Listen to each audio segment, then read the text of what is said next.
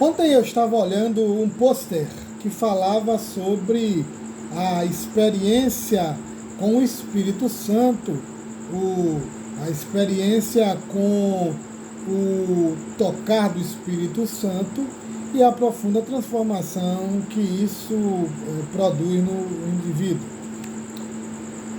Notem bem, eu acredito de modo pleno, absoluto, na profunda metamorfose e transformação radical que o Espírito produz naquele que ele sela com o pertencimento divino, tornando-o parte da família de Deus, do reino em sua perspectiva redimida, e também efetivamente nos torna um novo ser. Essa é a função do batismo com o Espírito Santo, nos inserir no corpo de Cristo. Mas não apenas essa. O batismo com o Espírito Santo também tem um prisma distinto, diferente de certa maneira, que é o processo de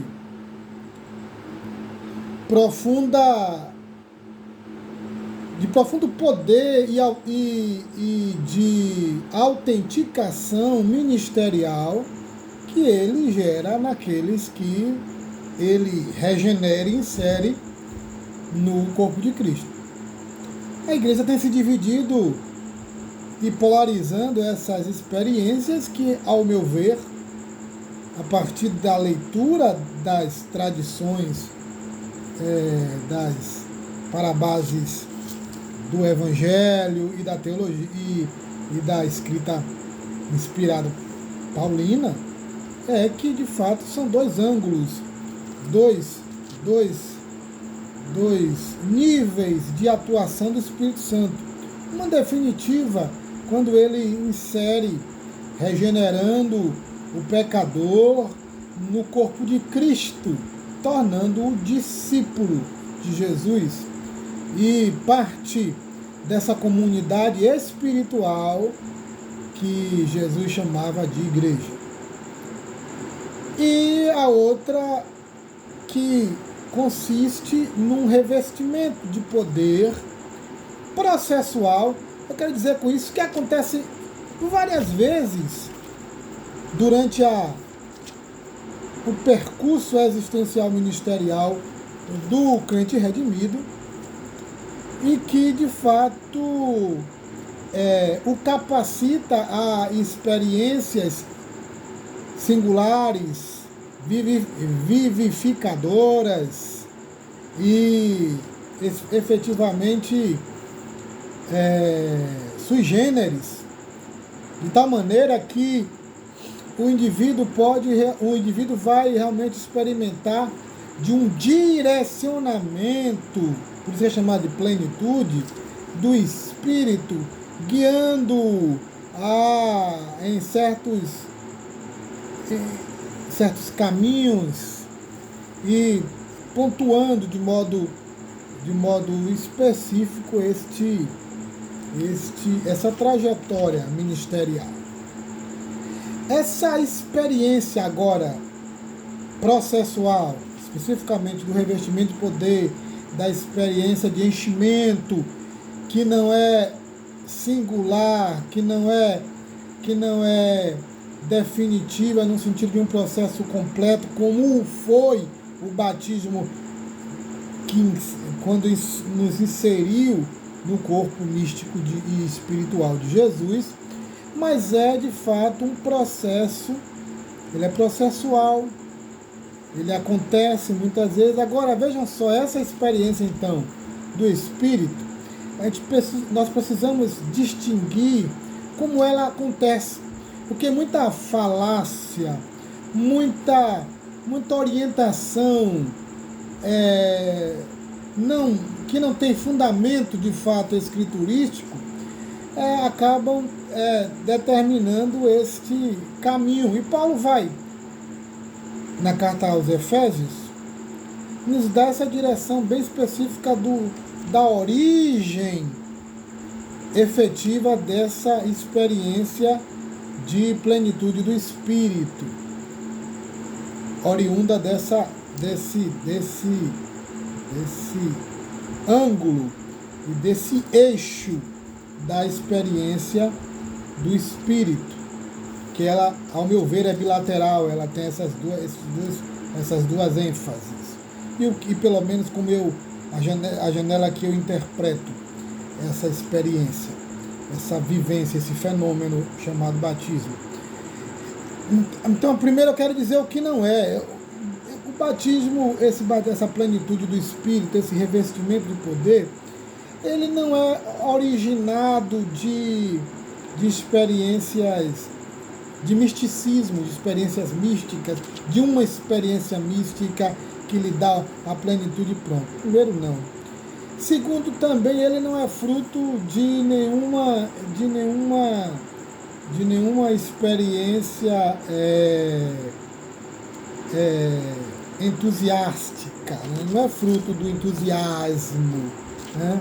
Você vai, por exemplo, alguém ensinou para uma outra pessoa, e ela me disse isso, que bastava que ela ficasse gritando, glória, glória, glória, então ela teria efetivamente a experiência com o batismo do Espírito. De fato, isso não é real. E essa experiência, logo ela percebeu claramente que não era espiritual, mas era emocional, psíquica, psicológica, né? Então, efetivamente, não é. Outra coisa também, não é ascetismo. Você não tem essa experiência de batismo por meio de uma prática ascética, muito jejum, tendo a experiência de não ingerir isso, não fazer aquilo outro, essas questões ascéticas, né? Sobretudo voltado à questão alimentar, e então também não é fruto disso. Não é fruto disso de forma alguma, não é fruto de entusiasmo, não é. Então é fruto de quê? O que é que gera isso? Primeira coisa, é necessário que você já tenha essa experiência de estar presente, inserido no corpo espiritual de Jesus. Fazer parte dessa família, dessa comunidade espiritual. De ter realmente a vivência do novo nascimento, do nascer do alto, da regeneração, dessa presença autenticadora do Espírito, como Paulo diz, depois que ouviste o Evangelho da verdade, o Evangelho da nossa salvação, tendo nele crido, e é fé salvadora, foste selados com o Espírito Santo da promessa. Então, essa primeira experiência de selo do Espírito e de inserir o pecador no corpo de Cristo, como Paulo vai lá em Coríntios também dizer, é preliminar e incondicional. Imprescindível. Sem ela não tem nada. E tudo que for é apenas algo forjado, é algo fictício, é uma experiência mal baratada, não é real. Então, primeiro é isso. Segundo lugar, é preciso vivenciar a vontade de Deus, que consiste no fato de que essa é uma promessa que nós temos direito como filhos de experimentar sucedaniamente, em vários momentos, essa plenitude, esse enchimento com o Espírito, como é presente de modo prático, experimental, na palavra de Deus. Mas eu quero destacar o que Paulo vai dizer na carta aos Efésios, como falei. O capítulo 5, versículo 17 é interessante, que ele vai dizer assim, ó: por esta razão, não sejam insensatos, mas procurem, guarde isso, compreender qual é a vontade do Senhor. Primeiro passo, eu preciso compreender, entender que é uma promessa, que eu não preciso fazer nenhuma campanha ascética ou alguma campanha do que quer que seja para obtê-la. Ela me foi dada graciosamente, é uma promessa divina. Eu preciso buscar. Paulo vai dizer lá, quando eu preciso buscar. Buscar quer dizer exercer a fé orando, conversando com o divino, colocando e pedindo a Deus esse presente da sua graça, e que é parte da aliança.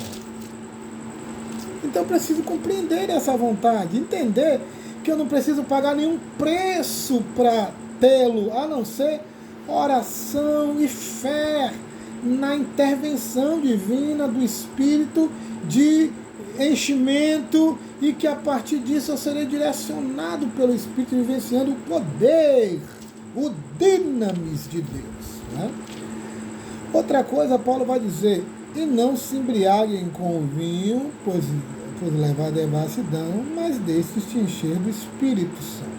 Aqui Paulo vai dizer claramente que eu preciso realmente tratar, lidar, realmente rever dentro do meu existir tudo aquilo que gere um processo de controle, de direcionamento na minha vida, que se torne um rival à direção do Espírito.